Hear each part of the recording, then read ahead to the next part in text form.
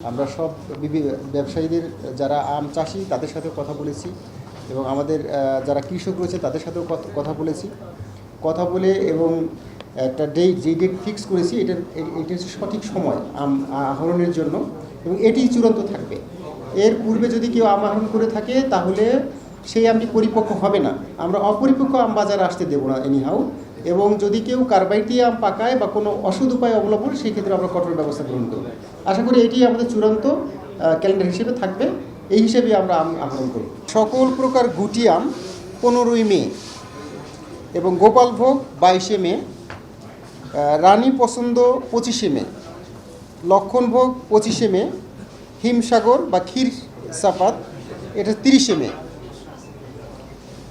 Banana mango বা ল্যাংড়া 10ই June, Amrapali 15ই June এবং ফজলি আম 15ই June, বাড়ি 5ই জুলাই, আশ্বিনা 10ই জুলাই, গৌরমতি 15ই জুলাই এবং কাটিমন এটা সারা বছর এবং বাড়ি 11 সারা বছর। এই ছিল মোটামুটি আমের ক্যালেন্ডার। এবং আমি আরেকটি তথ্য আপনাদের দিচ্ছি, সারা বাংলাদেশে 2,40,000 মেট্রিক টন আম, এটা গত বছরে ছিল এবং উৎপাদন আমাদের দেশের মোট চাহিদা রয়েছে 22 লক্ষ মেট্রিক টন এবং আমাদের উৎপাদন হবে 27 লক্ষ মেট্রিক টন। এক্ষেত্রে আমাদের 5 লক্ষ মেট্রিক টন উদ্বৃত্ত থাকবে, যেটা আমাদের রপ্তানি করার লক্ষ্য রয়েছে। গত বছর বিদেশে রপ্তানি হয়েছে 2,194 লক্ষ মেট্রিক টন।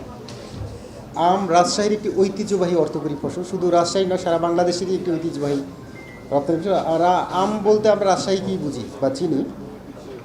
এটি শুধু অর্থকরী ফসল নয়, রাজশাহীর সংস্কৃতি পরিচয় সব কিছুর সাথে আম জড়িয়ে রয়েছে। তো আম নিয়ে আমরা একটি আম প্রোডাক্ট ডাইভার্সিফিকেশনের মাধ্যমে আম নিয়ে অনেক শিল্প গড়ে উঠতে পারে। আমরা গত মাসেই এখানে একটি সভা করেছিলাম, যে মাননীয় প্রধানমন্ত্রী উপদেষ্টা এখানে এসেছিলেন। এখানে ইন্ডাস্ট্রিয়াল কোন কোন সেক্টরে কাজ করা যায় সেটি নিয়ে আমরা সম্ভাবনা দেখেছি। এখানে যদি আমরা ফুড প্রসেসিং একটা কারখানা শিল্প গড়ে তুলতে পারি তাহলে আম নিয়ে 10টা প্রোডাক্ট বের হয়ে যাবে, যার ফলে কর্মসংস্থান সৃষ্টি হবে, পাশাপাশি অর্থকরী ফসল রপ্তানি করা যাবে। সেই ভাবনা সরকারের রয়েছে। আমরা এই নিয়েও চিন্তাভাবনা করে দেখছি এখানে কী করা যায়। আপনারা দেখবেন যে এখানে আপনার শিল্প করার মতো প্রচুর সম্ভাবনা রয়েছে, আম নিয়ে অন্য অন্য ফসলও রয়েছে। তো আমি মনে করি এখানে প্যাকেজিং ইন্ডাস্ট্রি থেকে শুরু করে আরও অনেক রিলেটেড ইন্ডাস্ট্রি করে আমরা এই আমকে বিদেশে রপ্তানি করতে পারি এইখান থেকে। আর যেহেতু একজন জানতে চাইলেন যে আম রপ্তানি, সারা বাংলাদেশে একটি তথ্য আমার কাছে রয়েছে। সারা বাংলাদেশে মোট 2,194 মেট্রিক টন আম রপ্তানি হয়েছে।